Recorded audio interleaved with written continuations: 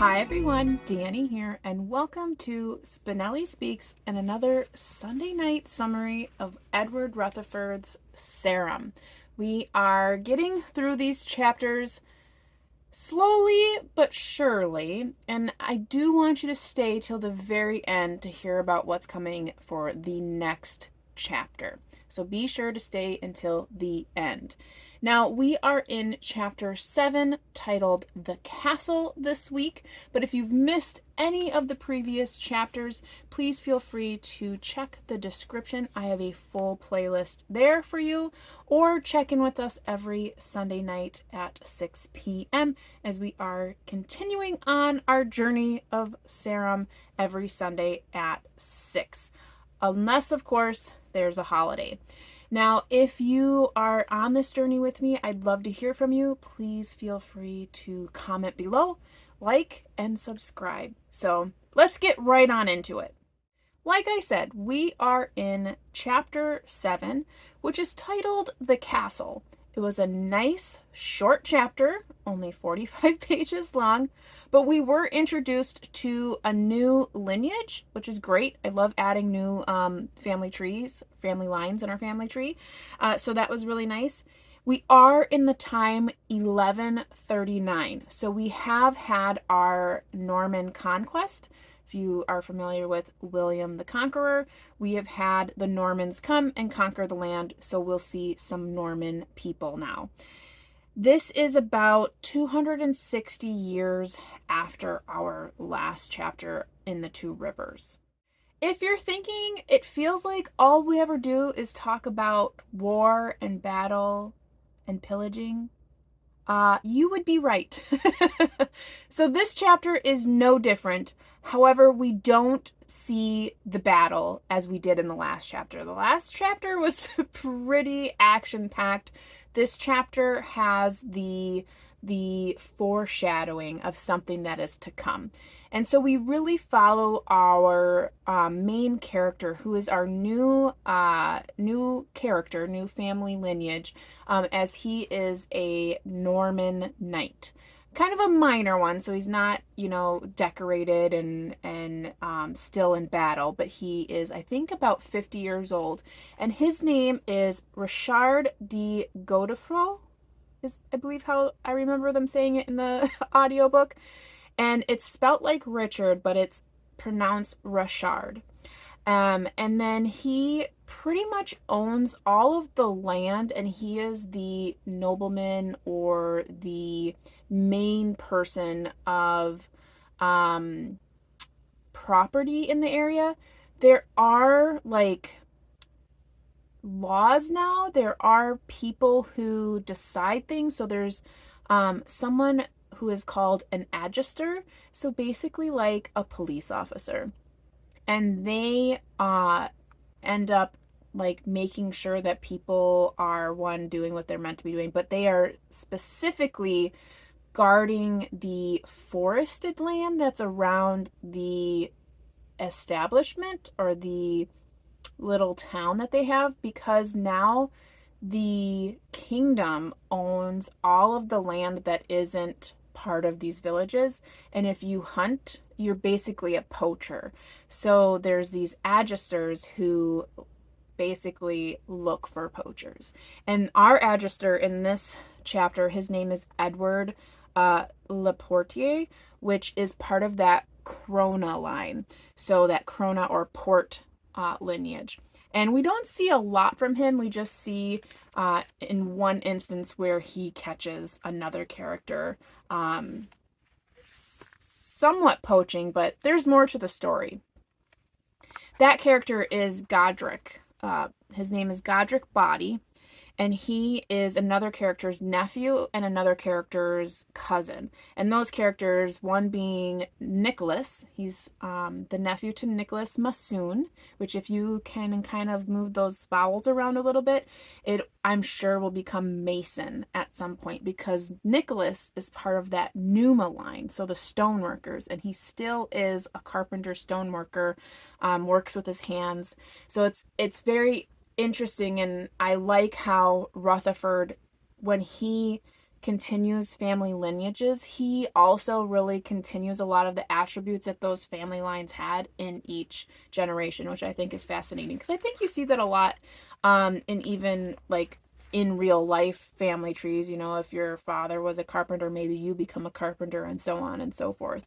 So I like that he keeps that in these lineages.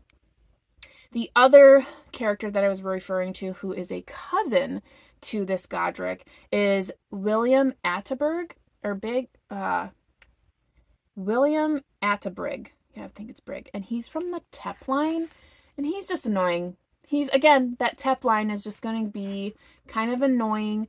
He is basically out for himself all the time. And not that he plays a huge role in the chapter, but he plays a big role in someone else's demise, which really kind of stunk, because I think the way that the story was written, the person could have been free. And because of this William Atterbury, he was not. So I'll let you kind of go with that. Right now, I'm just trying to get through all of our people, and I know I'm kind of doing it in a very roundabout way, but here we are. Anywho, so we have John of Shockley, who is of that Elfwald lineage. So we just met them last chapter, I believe it was. And he is in a quarrel with this William Atterbury regarding land. And in England at this time, the ownership of land is extremely important. Not only the ownership of that land, but who owns it and their status.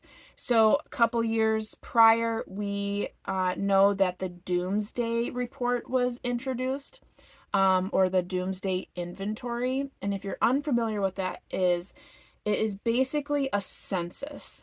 And it was conducted throughout England to write down all of its citizens, all of its serfs, all of its slaves, so that it could identify who everyone was and what their status was.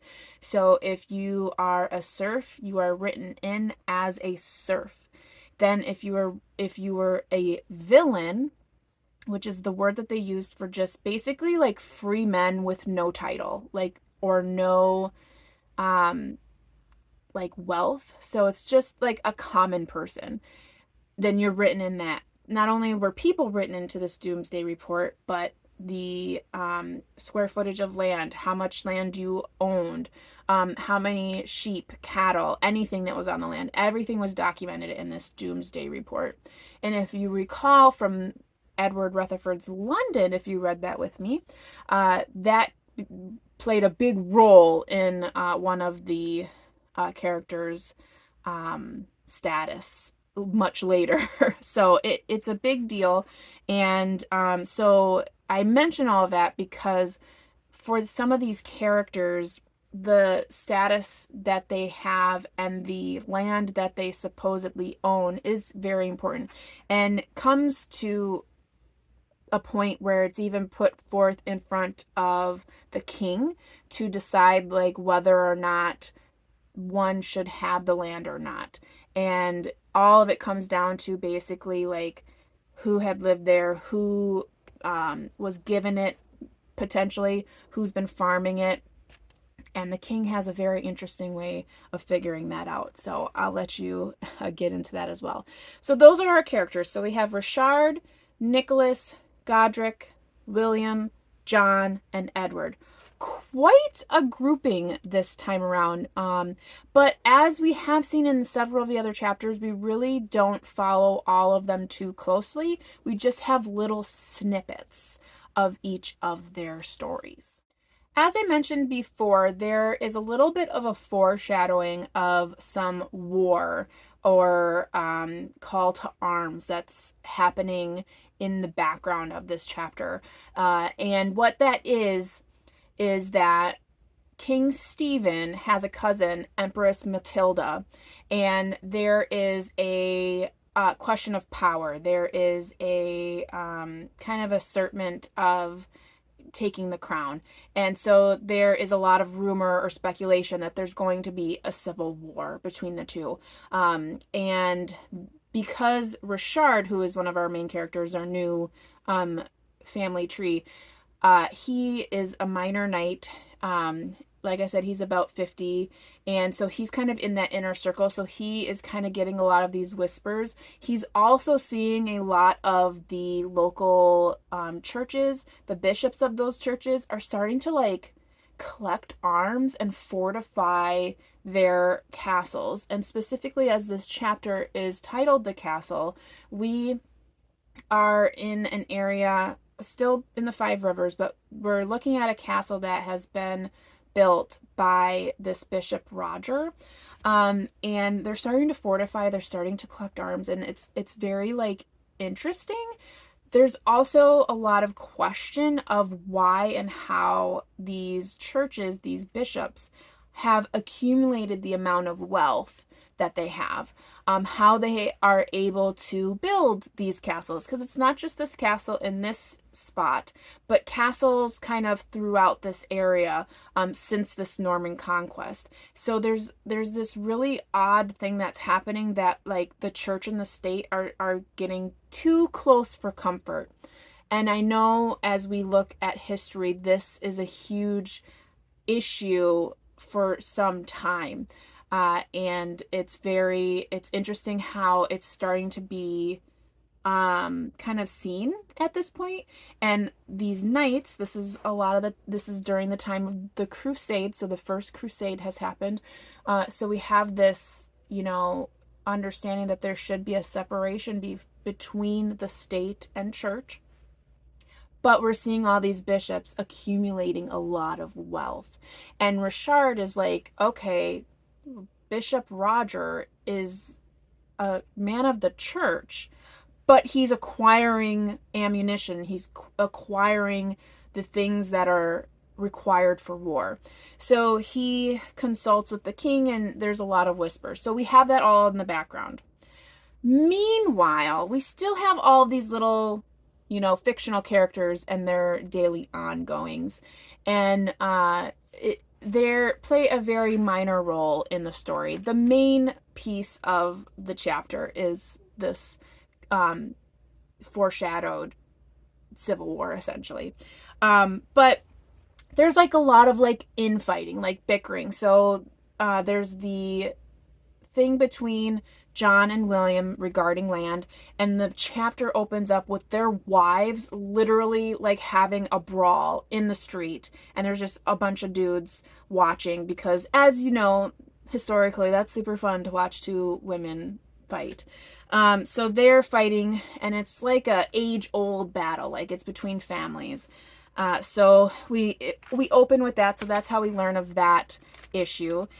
And then we also have Godric, who wants to find a wife, but he has like a hunchback, so he's not quite the most attainable bachelor. So he sets his eyes on Mary, who is also deformed in some way. So I found that really disparaging, because it was like the maimed looking for the maimed, and I felt really bad, because I was like, I think there are better reasons to find a mate. But anywho, so you have that. So he wants to become a shepherd, and Nicholas, his uncle, tries to help him with that. And throughout the chapter, we just kind of see everyone in their daily life. But I would say, of the chapters that we've had previously, I would say this is probably one of the more tamer chapters.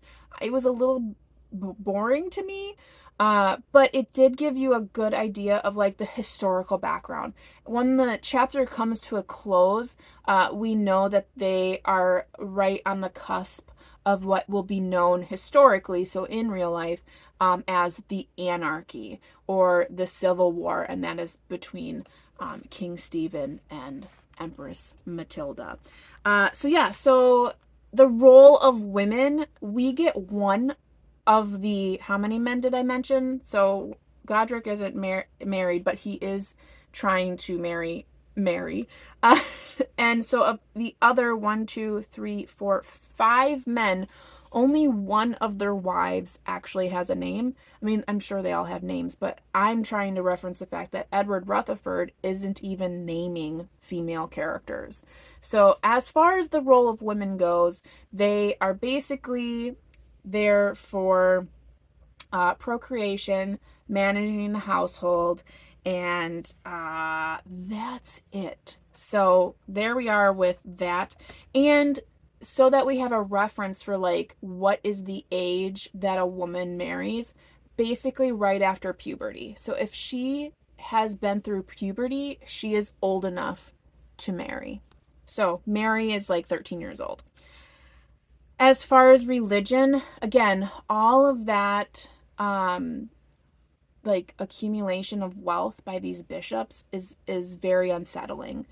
And the fact that the Crusades even so if you're familiar with the Crusades, it's meant to be like a pilgrimage and to bring the Holy Land back to what it's meant to be, but really it was just a pillaging event for more gold, more money to bring back to England, to bring back to France. And yeah, so not really a holy event, but they would claim so in their event, their journey there. So I'm at a loss for words here. So yeah, a very short chapter, which is great, and kind of boring, but we have mentions of that doomsday inventory. We have mention of the feudal world and how that kind of works, and how their judgment happens. So they all have like a certain amount of men who kind of decide your fate. So there's like trials and whatnot.